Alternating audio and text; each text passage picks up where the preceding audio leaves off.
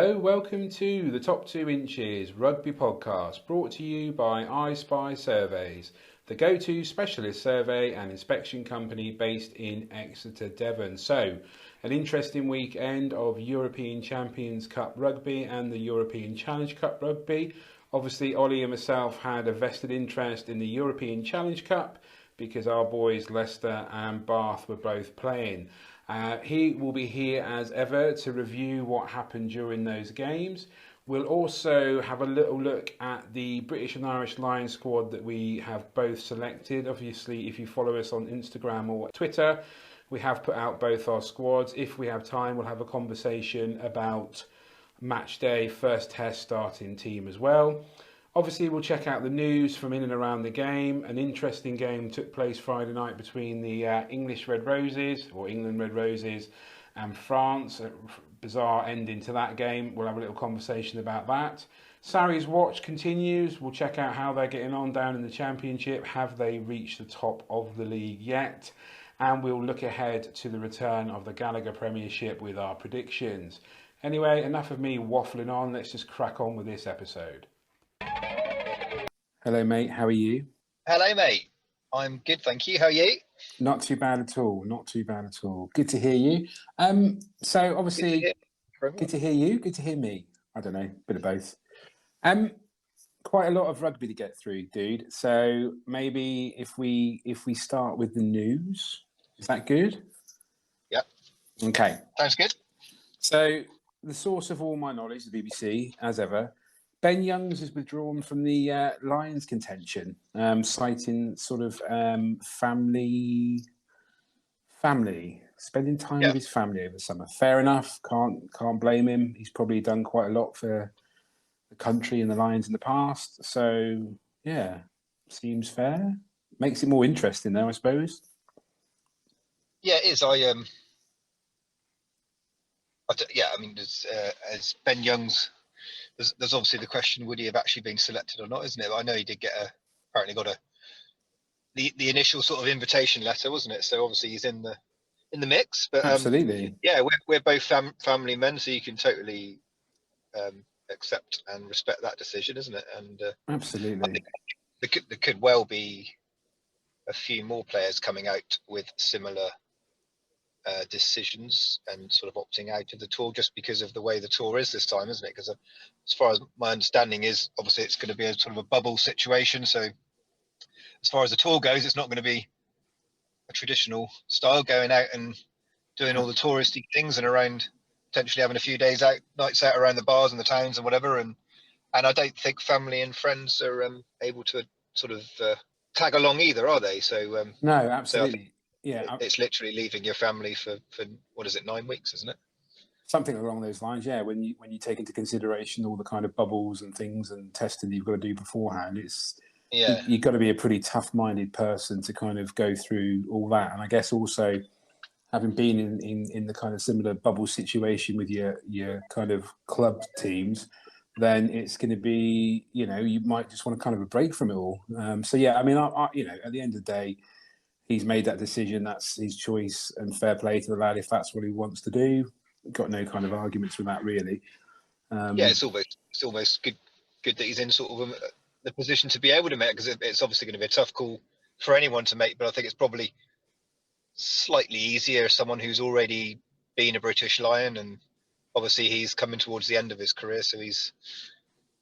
He may well obviously achieve a few more things, but he's obviously already achieved a hell of a lot in his career, hasn't he? So the argument could be that makes it a slightly easier decision than maybe a younger up-and-coming player, first Lions tour and all the rest of it, isn't it? But I agree. Tied to that, less likely younger players, less likely to have the family ties and kids. And I think Youngs is expecting. I think that's probably the big one. Is expecting his wife's expecting their third child, isn't it? So yeah, you don't want to be away for that, which is fair enough. So just or do you? Well, I don't know. It depends. Changing nappies and stuff, that'd be fun. Ireland, their summer tour to Fiji's been cancelled, obviously due to the uncertainty around the pandemic. I think, to be fair, didn't hear that, mate. Well, mate, you need to sign up for the BBC.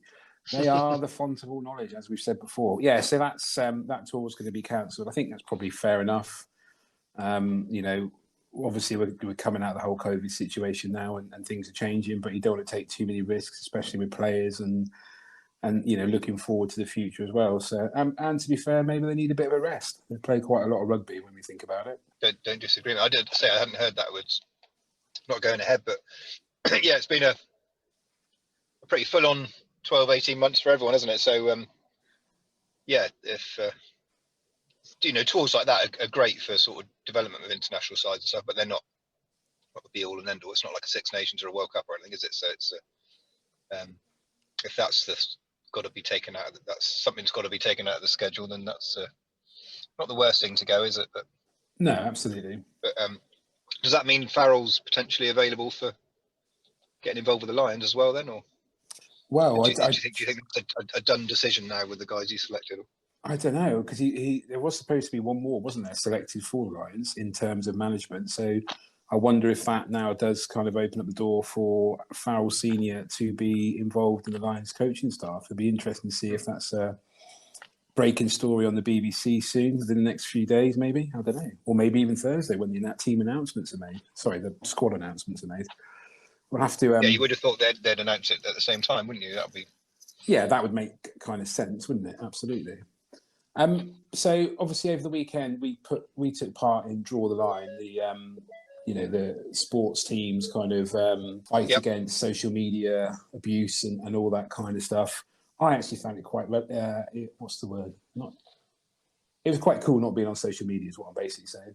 I quite enjoyed not like pinging up stuff, and so it's made me kind of reflect on how much social media plays part in all our lives, and is it actually really as necessary as we kind of want it to be, I guess.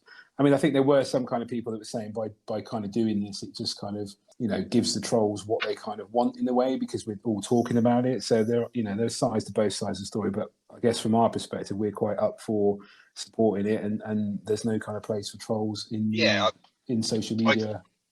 I get what sort of the reason behind what people are saying, if people are saying that it's bringing attention to it, which is what those guys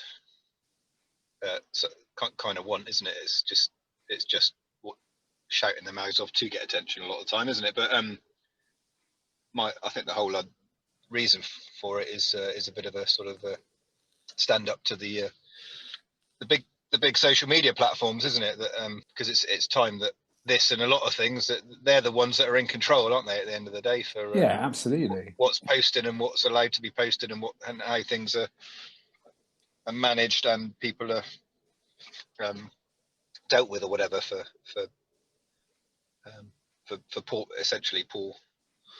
poor behaviour. Just common decent societal behaviour, isn't it? It's exactly.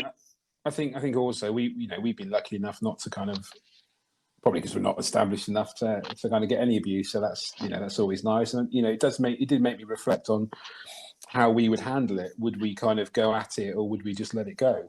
I think we probably let it go, just not to kind of encourage it anymore. Just personally, just totally ignore it, because it's just idiot, isn't it? So not worth it. You're right. I know a lot of people do rise. There's people. Just to name one that's come straight. Ellis Genge, I know, reacts and responds to a lot. And, some of it you think, fair play, good on you, sort of thing. But actually, you're better off just completely ignoring it and pretend those people don't exist, and block them or whatever. Move on to the next positive one. And absolutely, I agree. Totally agree. Easier said than done sometimes, I suppose. But. Absolutely, yeah. And obviously, if it gets your heckles up, it's it's going to be a lot harder not to not respond if that's the case. So really, but just kind of moving away from the news, but it is kind of news. So obviously, as we know, we reported last week, England, after winning the Women's Six Nations, had another game Friday night against France over in Lille, I think. And really interesting, because basically the floodlights failed on the 63rd minute. England at that point were 17-15 up. And I'm pretty sure it stands as an England victory, because after 60 minutes, if something goes pear-shaped, i.e., the lights going out, England are credited with the win. I did watch watched this the next day on BBC Catch Up or iPlayer, and yeah, I just couldn't believe it. The lights, literally, the game they played the game, the lights just went out. And I think the French authorities or whoever is kind of involved were trying to sort it out, but it was just taking too long. And then the chief medical officers and things like that with the England team were kind of saying, well, these guys, they're warming down now, aren't they? They're twiddling their thumbs. It's not good for the bodies. And the referee kind of agreed with it, and that was it. Game off. Did you see any of this or not? Nope. No. Okay, cool. So I'll give an overview. Very similar to the week before. France were, kind of dominant in terms of attack, in terms of scrum. England really have an issue. They got to sort out with their scrums. But like you kind of said last week, you just never thought England were going to lose it. And obviously, like I said, at the point the lights went out, it was 17-15 to England. And I just didn't think they were kind of on the ascendancy. Is that going up? That is going up, isn't it? Yeah. So I think they probably would have seen that game out and taken the victory. What it also means is I think that England are ranked number 1 in the world. Were they not already? Yeah, or they hold on to that number 1 ranking. Oh, right, okay. I think that's what I meant to say. They held on to the number 1 ranking. So yeah, that's all you can say on that one. Really, it was a disappointing end, but Yeah, that's interesting. Hey ho. I did obviously hear about it and what happened, but interesting that they get awarded the win anyway. So that's obviously a good thing. But yeah, because the sort of cynic in you would say it's French are losing. Like you say, oh no, there's a problem with them. Oh. But no, all joking aside, but yeah, it's just that fixture. I said last week. It's funny that fixture even took place, wasn't it? A week after the final of the Six Nations. But yeah, absolutely. Yeah, but hey ho.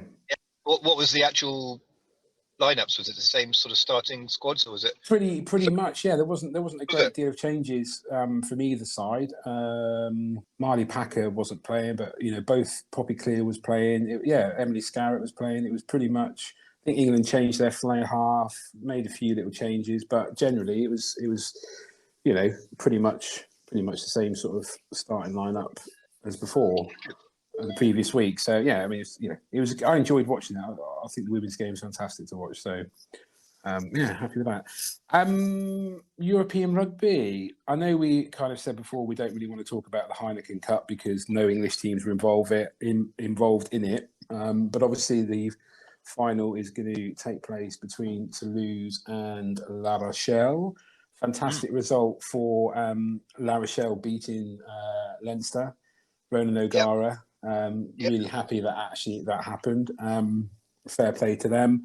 They are some absolute monsters. They're just ridiculously good. And I think it's going to make a very interesting final. My only worry being that, the French teams, they just don't play because they don't want to lose kind of scenario. I don't want to touch on it too much because obviously there's some really good stuff coming up in the Challenge Cup in a minute. Yeah, it's power, isn't it? That big, size and power, just they're huge, aren't they? Like you say, but it could Toulouse obviously can match them. So, like you say, it could be just a bit of a defensive stalemate. Yeah, a bit of a what's the word? Sort of negative mindset type, play conservative game, isn't it? Playing it very tight. Like I think the last the quarterfinal round was we saw a bit of that, didn't we? But the French teams involved in that was sort of typical of old top 14 game, just pure brute force and kicking the goals, wasn't it? But yeah, absolutely. It'd be a shame if it ends up like that, but especially when obviously you got the talent out in the backs that there is, especially Toulouse, isn't it? Absolutely, mate. There's world class players in both sides. Yeah. Oh, definitely. So rather than a dull game, basically, isn't it? Yeah, I think that's all we can kind of be hopeful for is that they do come out and jouer, play away and see what happens, and it kind of gets that flowing French rugby and flair kind of going. But it's going to be a really interesting game. As obviously is the final of the Challenge Cup, which we're now going to move over to Friday night, obviously, my boys against Ulster. We both predicted a Tigers win. I'm not going to lie. In the first half, I thought, in hell, we ain't winning this. If I'm honest, I just thought Ulster came out. They dominated the first half, scored some fantastic tries. Leicester were nowhere near the just nowhere near it. They were just terrible, to be fair, in the first half, just really poor. But then in my head, this is my vision of what happened at half time. What happened at half time? Steve Borthwick walks into the changing room, flips over a table, throws a flip flop, hits Ellis Genge in the head, a la Alex Ferguson, David Beckham, and Leicester basically come out and absolutely change the mindset, change the game, and come away with a victory. They were fantastic in the second half. George Ford's passes, everything just seemed to really click into place. Thoughts? Yeah, agree, mate. It was definitely a game of two halves, wasn't it? It was, yeah, like you said, and not necessarily Leicester playing particularly badly in the first half. I think just Ulster played by far the best rugby in the first half, and it literally turned a 180 and switched, wasn't it? And Leicester played the rugby in the second half, wasn't it? It's kind of as simple as that. I thought, you say half-time talk by Borthwick. I think part of his talk was probably get that John Cooney off the pitch, and Nadolo. Rubbish, mate. He never even touched him. Oh, mate, he blatantly touched him, but rugby incident. I'm only joking. It's a rugby incident, but I didn't even look like he touched him. No, he definitely taught. His arm was left trailing, wasn't it? And it clocked him in the face, definitely. But it's probably a I don't know, eight stone arm or something, isn't it? And Cooney's probably about 8 stone his whole body, isn't he? Yeah, true. Anyway, yeah, to me, I think not to take anything away from Tigers in particular second half performance, but them losing Cooney was a big blow, because he was essentially pulling the strings in the first half, and he's a key guy for them. And the replacement, not to take anything away from the number 9 replacement for Cooney, but it was not the same player, was it? No, absolutely. No, I agree. So yeah, I think that hurt them. But that's it's knockout European rugby, isn't it? So if you haven't got the squad to cover injuries and whatever, then you're going to struggle. So strength and depth and everything, isn't it? So yeah, but yeah, absolutely. I totally good agree win, mate. Good win. Yeah, and a deserved win come the end with the way they turned it around, I thought. Definitely, definitely. It was really good. So they were giving too much away. It was Ulster obviously played really well in the first half, but Tigers just almost gifted them a bit too much in the way they sort of tactically played, and they switched that in the second half, didn't they? And yeah, exactly. Got the rewards for it. So yeah, fair play. No, I agree. Unfortunately, though, mate, we're not going to go to Twickenham to watch the final because Montpellier beat Bath 19-10 at the Rec. Obviously, it had been throwing it down prior to the match. Bath started really brightly, I thought, because they got the opening try. It looked really good. And it wasn't the best of games by either team, but Montpellier just had something completely different, didn't they? I don't know what happened with Bath. Their lineouts were awful. Sorry to be horrible, mate, but they were awful. They must have lost about 5 lineouts on the spin. Did they get a bit of a kick in the front row in the scrums? They did a bit, didn't they? I think, if I remember rightly. Not too bad, to be fair, but okay, no worries. But I think the lineouts was the worst bit in the set piece by a long way, wasn't it? Yeah, and they just didn't seem to have a plan. I don't know. It was really weird. I just wonder what your kind of thoughts were on. I don't think anybody fired at all, really. No, it was. I thought it was actually quite a good game, personally. Fairly well contested the whole way, but neither side in any way played to the best of their ability for the full 80 minutes. But there was a lot of errors, wasn't there? More probably on the Bath side. Yeah, I'd agree. Shockingly, Bath. I mean, but at the end of the day, it was errors that you would argue is what lost the game, because set piece lineouts and not being clinical enough in essentially what is the red zone, isn't it? Because territory and possession, Bath were dominant on the stats for the entire 80, but obviously scored less points. So you know, and a lot of pressure put in forward play, sort of off the base of the rucks and mauls, and in close proximity to their line for big periods of the game, but not actually coming away with the tries, isn't it? So errors, decision making, it's all mixed in, all thrown in. But actually, another part of it is that individual player for player, that Montpellier squad is just unbelievable, isn't it? Well, yeah, and I know they've underperformed in the top 14, but at the end of the day, like I think we said last week, but if they turn up, anyone's going to struggle to beat them with the players they've got, isn't it? And it's just, it was in the second half, wasn't it, when you had basically 2 World Cup winning world class halfbacks coming off the bench, key positions of 9 and 10. Yeah, and Hooker as well to places, wasn't it? He's second most ever Springbok Hooker. Yeah. So I didn't even realise he was still playing. No, I didn't actually, but he made a big difference. He made a big difference on the weekend. What's he up to? But I mean, when you got that's what I'm saying. When you got that amount of talent in your squad, if those guys even get to sort of 60-70%, they're going to be beating most teams, aren't they? So I think you're absolutely right in what you're saying. You know, Bath's inability in the red zone. I mean, they kept pounding the line and pounding the line and pounding the line, and you just kind of thought you should have taken some points. It just it was this decision making and errors. Yeah. So and I'll say it's just a mix of everything that we've just described. That obviously the talent they've got as well. You need them to be really underperforming to have a chance of winning anyway, but you still need to be pretty close to your A game to be beating them, don't you? Absolutely, I agree.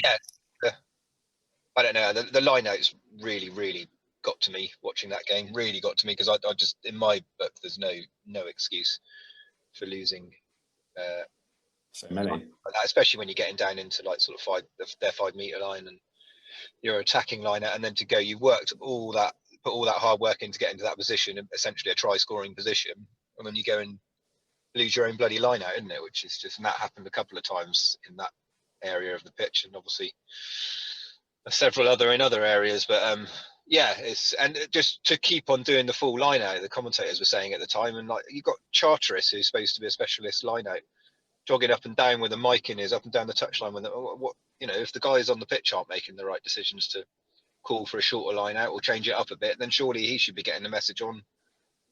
Well, yeah, exactly. He will.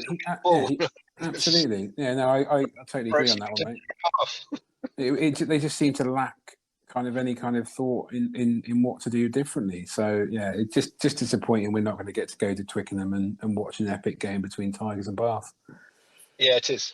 But it is going to be a good game between Montpellier and Tigers. I think it's two teams that are very much, because I mean, I think Montpellier have won 5, maybe 6 in a row now. They're sort of turning their Pollard's back now. He'll be starting, won't he?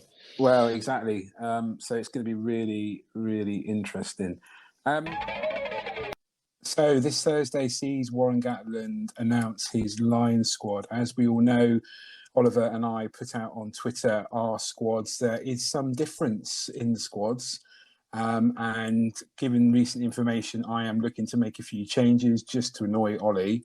Ollie, do you want to start with my team, my squad, or do you want to start with yours?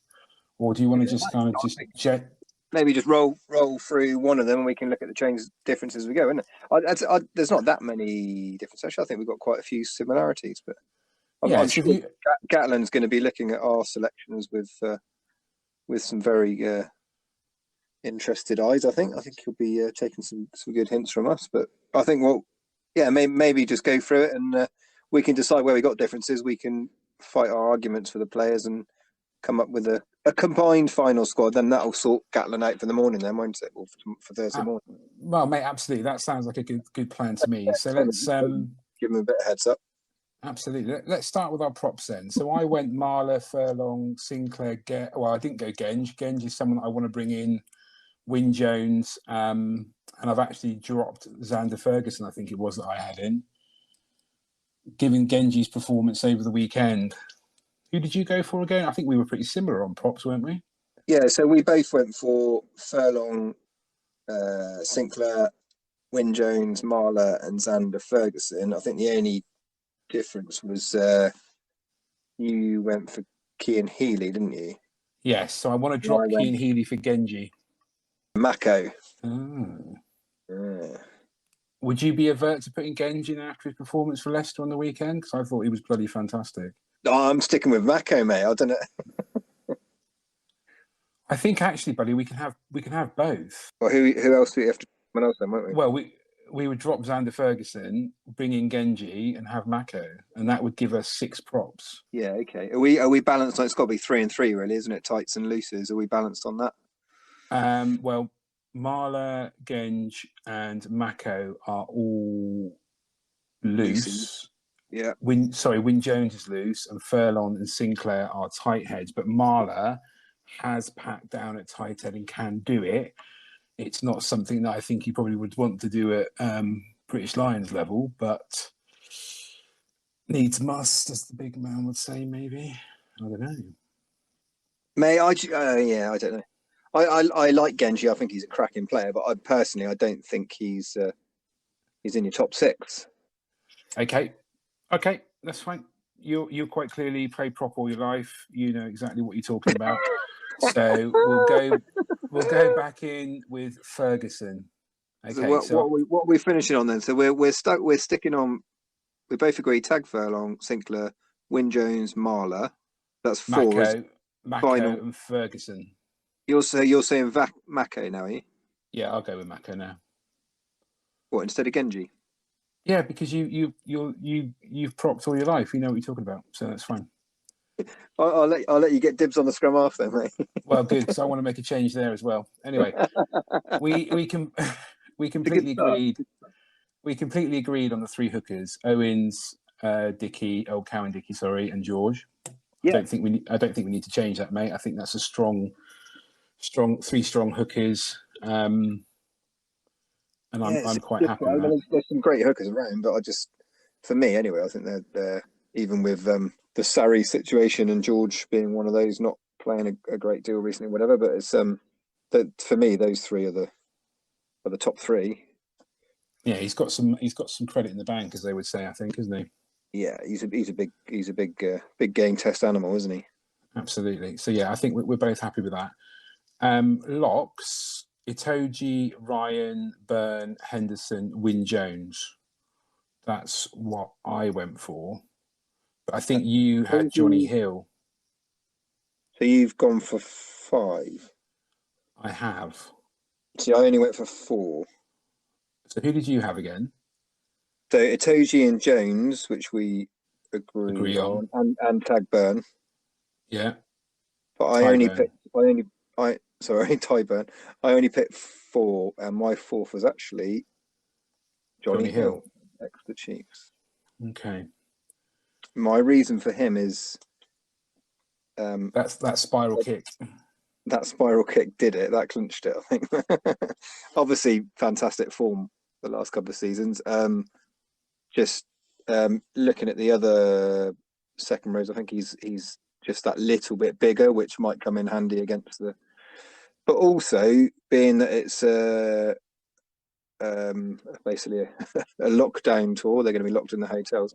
I know he's a bit of a character, isn't he? So if he brings his cans of cider along with him, a suitcase full of cider and everything, he'll be a good man on tour, won't he? But so that's what did it for me. But you got to bear that in mind as well, mate. You got to bear that in mind as well. It's a tough tour, isn't it? It's a tough tour. Yeah. It's characters on tour. Yeah, it's going to be a totally different tour, like you say, with the whole lockdown, like we kind of, we've already mentioned. I just think for me, Henderson is possibly a better option. He's been on a Lions tour, he's got experience, he's a good player. I think he can play back row as well. So I think that's probably why I kind of put him in. What are we going for him, mate? Because I think you've gone for 5 and I've gone for 4. So do you want to just choose one of your You got James Ryan or Ian Henderson, and I've got Johnny Hill. So do you want to replace? Have you got another back row you want to bring in, or do you want to no? put So Ty Burns in the back row? You're saying get rid of Ryan and bring in Johnny Hill. What would you? Well, Ryan, Johnny Hill? Ryan got shown up against La Rochelle, didn't he? Yeah, I'm just going by his recent form, and obviously it's difficult, isn't it? There's so many good players, and we're not even going to name loads as well. But yeah, he's a fantastic player. But just recent form, and like you say, got shown up in the semi, didn't he? But I mean, to be perfectly frank, the only reason I put in Henderson was because Joe Launchbury was injured. Joe Launchbury for me would have been there because, like you say, he's got the size and the ability. And I think I would have Launchbury there over Johnny Hill, to be fair. Yeah, so would I. Okay, so James Ryan's been a bit of a nailed-on guy for so long. Okay, I tell you what, mate. I'll be fair. I'll take out Henderson, and we'll go with Johnny Hill. Well, unless you want to switch one of your second rows to a back row, because you've selected 5 second rows and 5 back rows, as far as I can see, and I've selected 4 second rows and 6 back rows. No, I'm okay with that. No, it's fine. So we'll go with 5 locks and we'll go with 6 back rows. That's fine. I'm good with that. I don't mind. I think Johnny Hill's a good player. And to be perfectly honest, I had kind of forgotten about him. If I'm honest, so I'm happy. Itoje, Alan Wynne-Jones, Ty Burns. No. Itoje, Ryan, Byrne, Wynne-Jones, Hill. That's the 5. Itoje, James Ryan, Byrne, Wynne-Jones, Hill. That's 5. Okay, so no Henderson misses out. Yeah. Ooh, okay. Oh, okay. So back rows wise, I went Faletau, Curry, Watson, Tipperick, Simmons, Billy V. Yeah. Who was your extra one then? 1, 2, 3, 4, 5, 6. 1, 2, 3, 4. No, you have got 6 there, haven't you? I'm getting really confused now. Anyway, we agreed on 6. Faletau, Curry, Watson, Tipperick, and Billy Vunipola. We all agreed on. The only difference is you picked Sam Simmons and I picked Sam Underhill. Right. Well, I've given you 2. I want Simmons. The only thing I'm going to say on that is you've got 3 number 8, basically, if you're classing Simmons as an 8. Yes, but I wanted to talk about tactics. So there is reasons for why I've done what I've done. Okay. So can we agree on? I just want Simmons there, mate. I just think he will be a fantastic addition, and he can actually play 6 or 7 as well. Maybe not as experienced as he is, obviously 8. But I just see, I think that's what I would like to do. I'd like to have Simmons. The Underhill out. Yeah, because he's been injured and he didn't have a particularly good game for Bath against Montpellier either. And I know he's got experience, and I know what you're saying, the kind of player that he is. But I'm just looking at the balance of the back row. Yeah. Okay. And I've tactically given you 2 that I wasn't too fussed about. Go for it. Okay. Good lad. Underhill out, Simmons in. Brilliant. So 9s. Murray, Davis, and Ali Price. Now, I totally forgot about Danny Kerr, and I would definitely want Danny Kerr. I think his form for Harlequins has been fantastic. He's an experienced international coming to the end of his career, and I just think, I'm not saying he'd be the starting 9, but I think he'd be fantastic for the dirty midweek teams, and potentially pushing for that 9 spot in the test teams. So, are we agreed? Kerr, Murray, Davis. Yeah, well, that's who I picked anyway, mate. So definitely agree with that. No arguments there. Lovely. So 10s, Dan Biggar, Russell, and Marcus Smith I went for. Okay. Well, I went for Dan Biggar, Finn Russell, so we agree on those. Yeah. I actually chose Owen Farrell in at number 10. And the reason... massive fan of Marcus Smith, but the reason I didn't select him is because I think Finn Russell is a very similar type of player as far as tactically. If you're going for someone who's a bit of flair play, a bit of a maverick. So I think, for me anyway, it's just to take one of them as a potential impact off the bench type player. So Finn Russell would get it for me just mainly because of his international experience. Okay. And I put Farrell again, sort of tactically and looking to fit in players as far as a 36 squad. I put Owen Farrell as a 10. Obviously, he can cover centre, but then that opens up additional options at centre, which we'll come to in a minute anyway. Okay. So right. I suppose the question is, how much do you want Marcus Smith? Is the question, isn't it? Well, I genuinely probably don't think that Gatland would choose him, but me personally, he would be in there.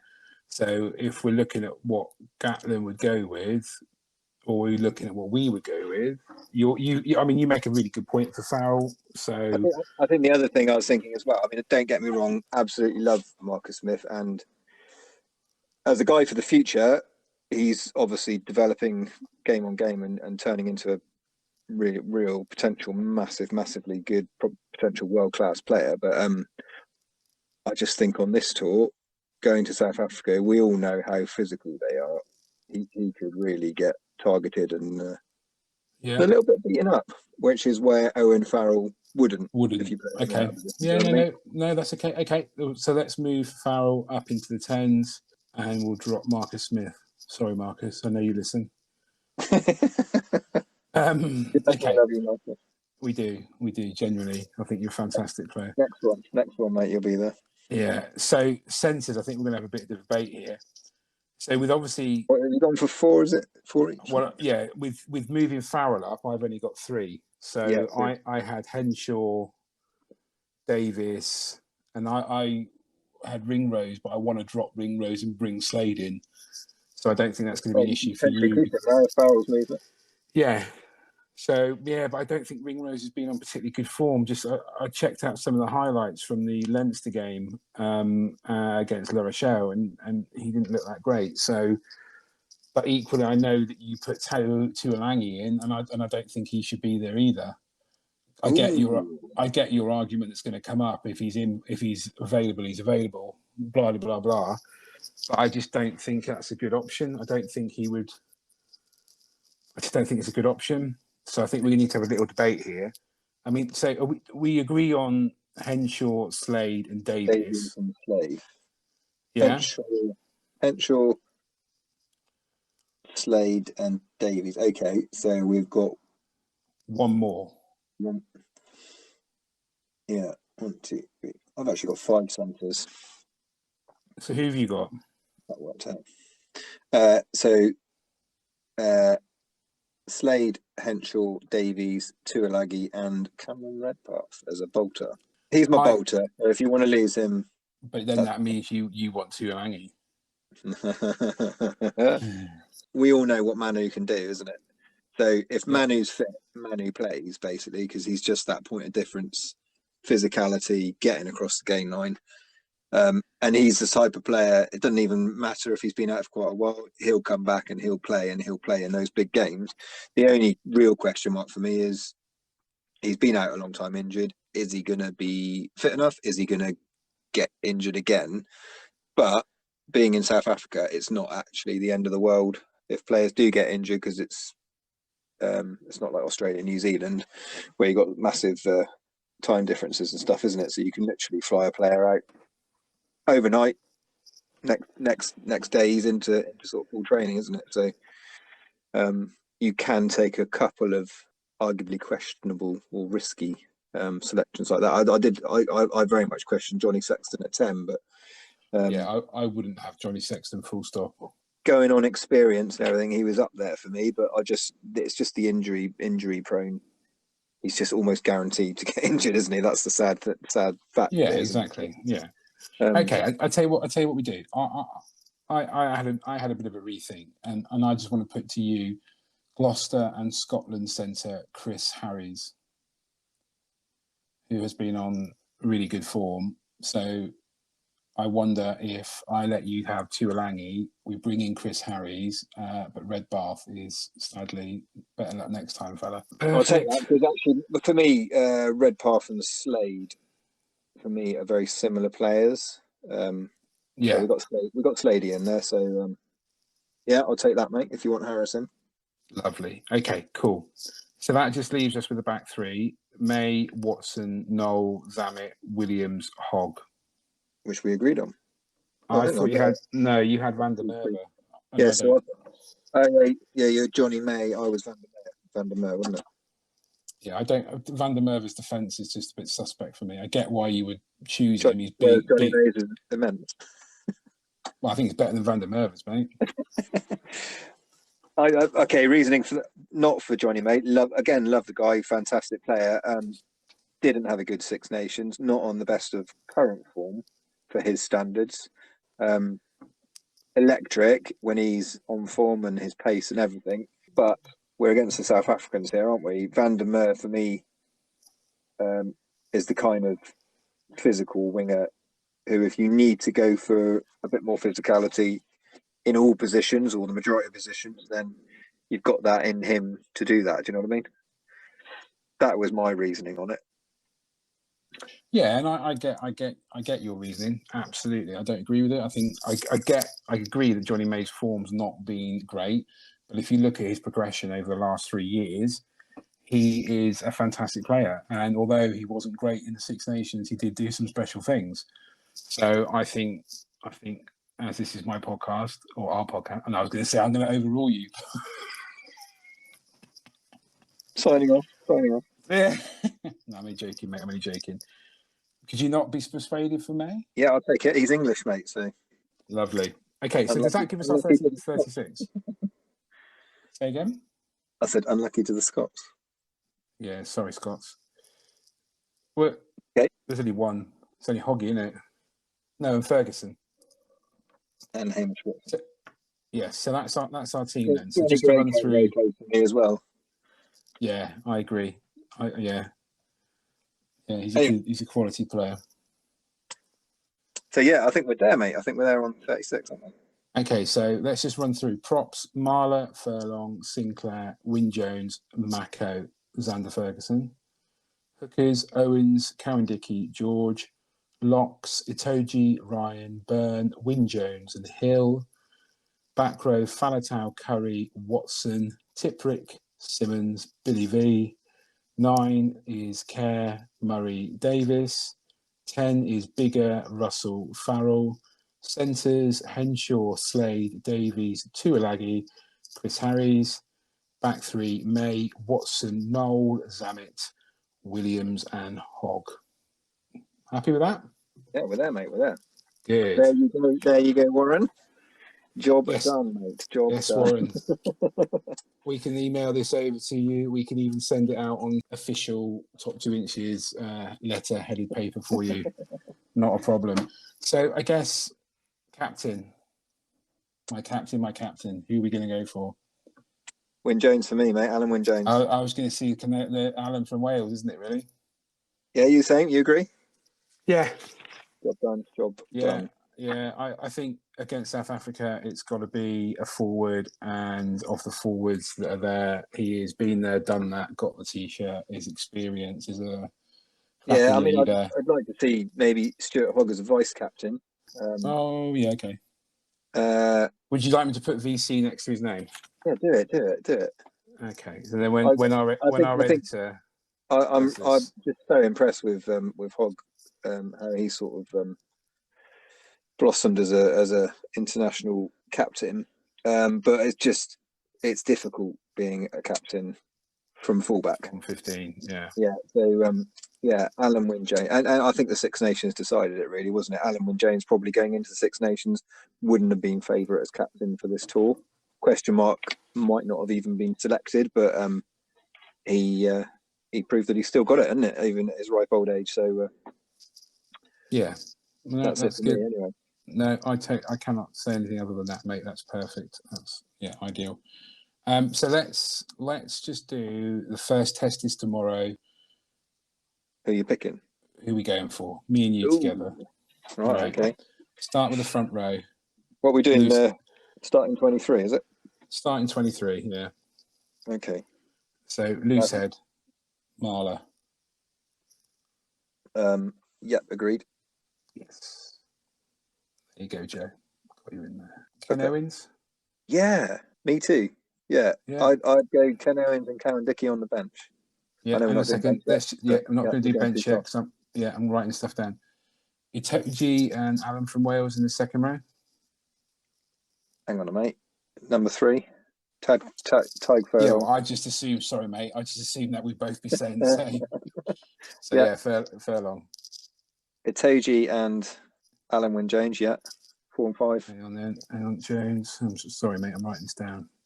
Back row could be interesting. Tom Curry at 6. Let's start with Faletau because that's a. Well, yeah. There's no question there. I'm going Faletau. For me, Curry Watson. 6, Tom Curry. 7, Hamish Watson. Hang on a second. I'm just trying to work out how to spell Faletau.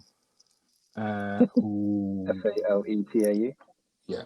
Okay. I really do like Justin Tipuric, but yeah, I think I like Watson more. I just think for the way he performed in the Six Nations, it's a really hard argument against not giving him that first go. Mate, I'm happy with that. I'll take that. That's good to go. Number 9, I think we're probably going to disagree with because I would 100% put Danny Kerr in. No. Wow. Okay. Conor Murray, mate. See, I'd have gone Davis. Nah, Conor Murray for me, he selected himself in that last couple of games in the Six Nations. He's okay. Because we haven't talked about tactics, but I think I would go, which we've let's save tactics. Just okay. I can go with Murray. That's fine. I'd have. We haven't done bench yet, but I'd put Kerr on the bench. Okay, that's okay. So bigger 10. Yeah. Yeah. Inside centre, Henshaw or Farrell? Well, it depends, isn't it? This could be because I would go Henshaw and Manu. No, not having it. We're agreed on Henshaw. Yeah, but do we play Farrell? Well, I just think you've got to have Farrell at 12. Do you though? Yeah, I think you do. I tell you what, let's go Henshaw and Slade. Or Henshaw and Davies. Henshaw and Davies. But that Davies is only getting the argument on. Well, he was the player of the series. He's phenomenal. Yeah, he's got money in the bank. Let's go Slady, mate. Henshaw and Slady. Okay. Yeah. Yeah. You up for that? Yeah. I'm happy. Wing. Williams on one wing. Hang on, mate. 11, 14, 15. Yep. So Williams on the right wing. Either or, mate. Williams. Hogg is obviously shooing at fullback and vice captain. Watson for me is the other winger. Yeah, go on then. It is, isn't it? It is. Yeah. Okay. Jack now hasn't had enough game time. Love to see him get there for maybe test 2, test 3. And Reece Samet, for me, is your impact off the bench guy. They don't know much about him. Yeah. How many subs do you have on a test Not game? enough. Not enough, my son. 8, isn't it? Is it 8? Yeah, and 3 of them's going to be front row, isn't it? Yeah. So let's go then. So to go Wynne-Jones, Sinclair. Is it Wynne-Jones though? Yeah, it's Wynne-Jones, mate. Yeah, it's Wynne-Jones. No, is a big impact player. No, it's Wynne-Jones. Okay, Wynne-Jones, Sinclair. And Sinks, yeah, Wynne-Jones and Sinks. Karen Dickey. Yes. Yeah. Okay, then we're going to go 5-3 split or a 4-4 split. 5-3. So you're going to need more forwards, aren't you? Grunt. So we're going to have a sort of second row / back row potentially, and then a out and out back row. Yeah, I think you've got to go Byrne because he's the second row back row possibly, isn't he? Yeah, and then hang on a second. That's a Beirne. Well, first test, playing it safe. okay. Billy or Sam Simmons. I would go Simmons. Let's do it. Chiefs. And then 20. Hang on. 21, 22, 23. So that's the backs now, isn't it? Ben Russell's got to be only. Well, let's go scrum half. So Danny Kerr. Yeah. Russell. Yeah. And then Farrell. Okay.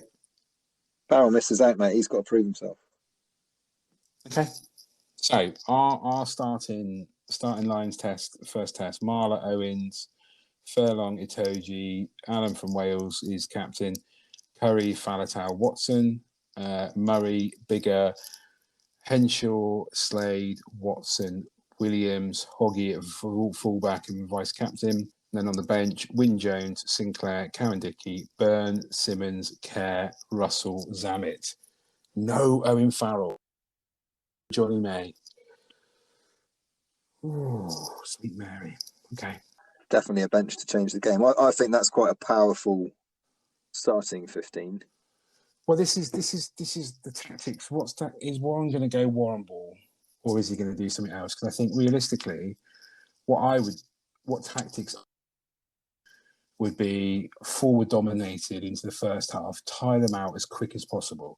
Let's remember they've not played since the World Cup. I know they're going to have, as a team. I know obviously they've been playing for their individual clubs and things like that. But collectively, they've not played together since the World Cup final. Lou Diego's not going to be playing because he's out injured with a broken shoulder or leg or something. So I would be power, and then bring on the likes of Zammit, Danny Kerr, Simmons, Ty Byrne, Cowan-Dickie, and then that's when the game of running them around the field comes. You're going to hit Simmons and Ty Byrne out in the centres and have forwards running off the backs and things like that. That's the kind of tactics I would want to employ. What about you?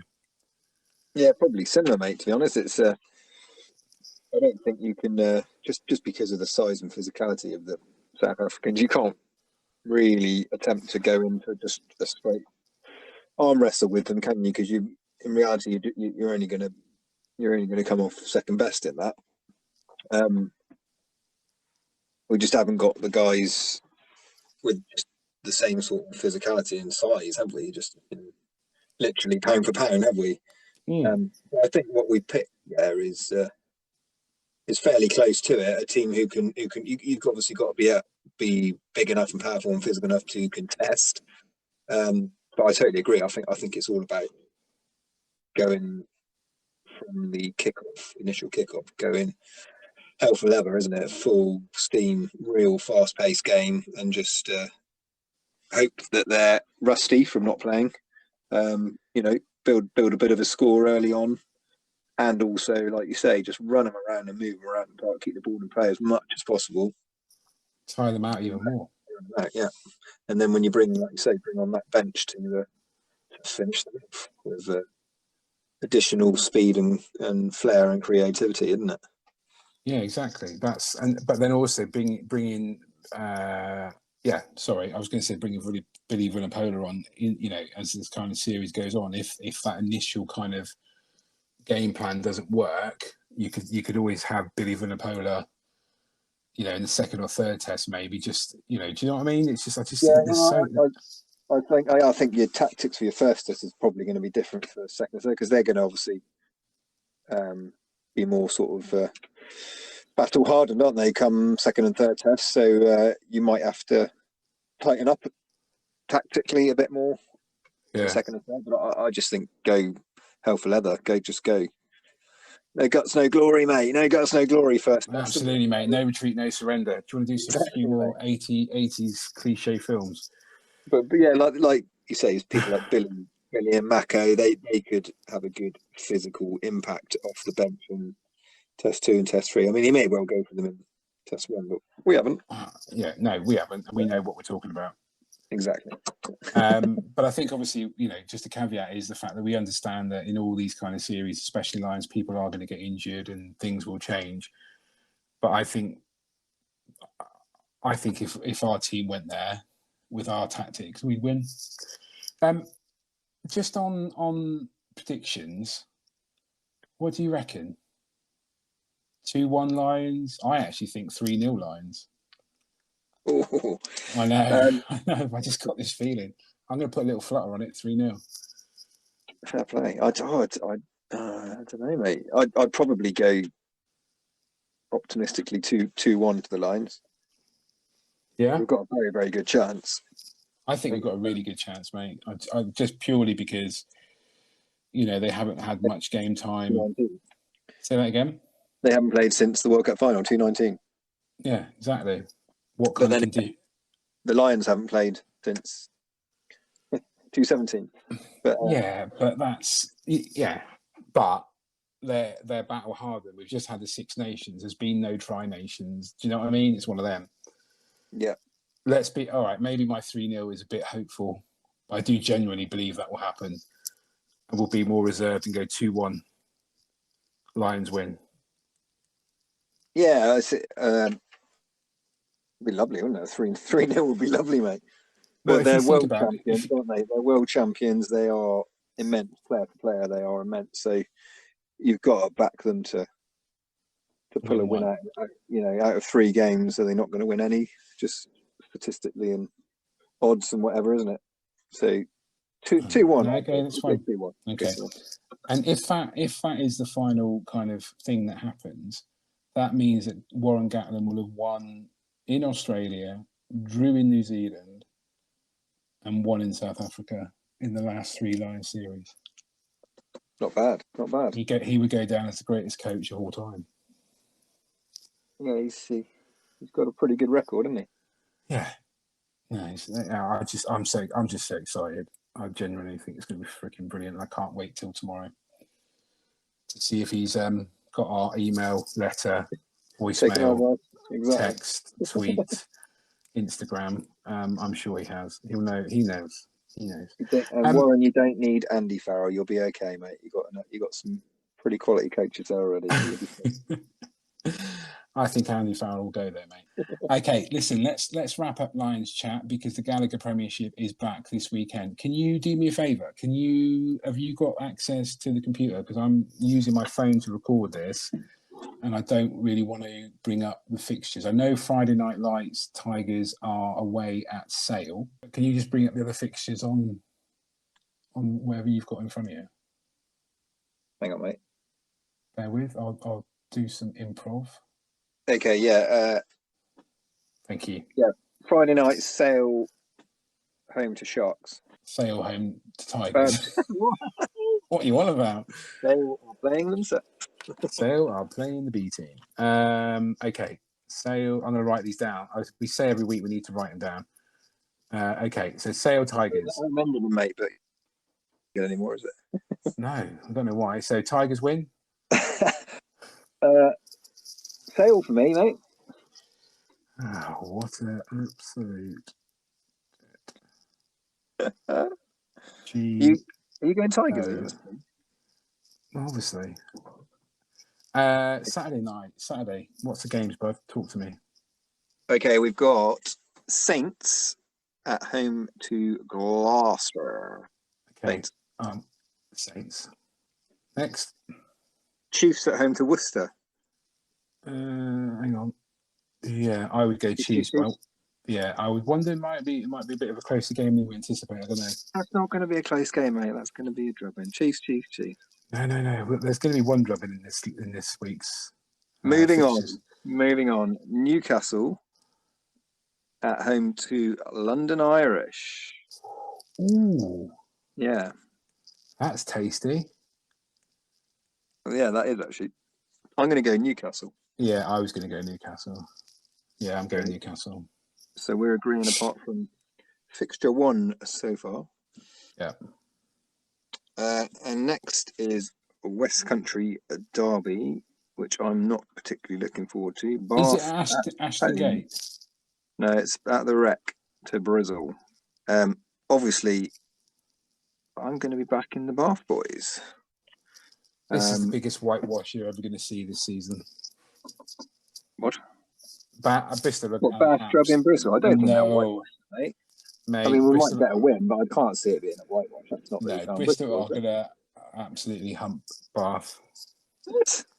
Good luck to you. Rubbish. Absolutely. Well, that's another one. Obviously, we disagree. I think we pretty much agree every week on everything, apart from who Tigers and Bath play. I think Sale beating Tigers is the biggest winner in Bath Bristol. Okay, we'll see. Next. We're on to the Sunday fixture now, which is Harlequins at home at the Stoop to London Wasps. Oh, not London Wasps anymore, Coventry Wasps. Is it actually Coventry Wasps now, not just Wasps? Yeah, it's just Wasps, but they're Coventry based, aren't they? Oh yeah. Well, I'm my second favourite team, Quins. Your second? I thought Newcastle were your second favourite. Oh, they've screwed me over. What about Chiefs? What about Chiefs, your nearest team? I like Quins. Okay, is it the multicoloured shirts? Does it for you? Yeah. Good. Okay, moving on. We've finished, mate. That's it. We haven't said who you're going for yet. Quins or Wasps? Quins. Yeah, good lad. Okay, so we've agreed on all apart from fixture 1, Sale versus Tigers, and fixture 5, Bath versus Bristol. Fantastic. Done. Done and dusted, keep us a custard. Well, let's look forward to, I think it's about midday tomorrow, the Lions squad is going to be named. It's going to be good. It's exciting, mate. It's exciting. It's exciting, definitely. Only comes down every 4 years. Certainly does. It's going to be good. Okay, listen, we'll wrap things up there, buddy. Nice one. And we'll catch you. Good luck in the fantasy rugby this week. Say that again. Sorry, you're a bit breaky uppy. Good luck in the fantasy rugby this week. No comment. Anyway. On that note, we'll see you soon. Cheers, mate. Cheers, buddy. Take care, buddy. Speak to you next week. Cheers, mate. Bye. Bye. So that is episode 31 coming to its conclusion. Thank you once again for choosing to listen to us. Thank you to I Spy Surveys for obviously continuing to sponsor the podcast. We'll be back next week for episode 32. Check in on the latest round of the Gallagher Premiership and the Allianz Premier 15s. Obviously, Warren Gatlin and his boys will have announced the Lions squad for the upcoming Lions Tour of South Africa, so no doubt we'll have a little look around that. Any other interesting things that have happened in the game from the news, we'll continue with our Saris watch. So all it leaves me to say is we're obviously on all major platforms such as YouTube, Anchor, Spotify, and Apple Podcast. Ollie is over on Insta. He's got control of that. I've got control of Twitter. So at Top 2 Inches RP for both of those. Come along, give us a follow, give us a like, comment, let us know what you think. And we'll be back next week with another episode. So take care, everybody, and see you soon.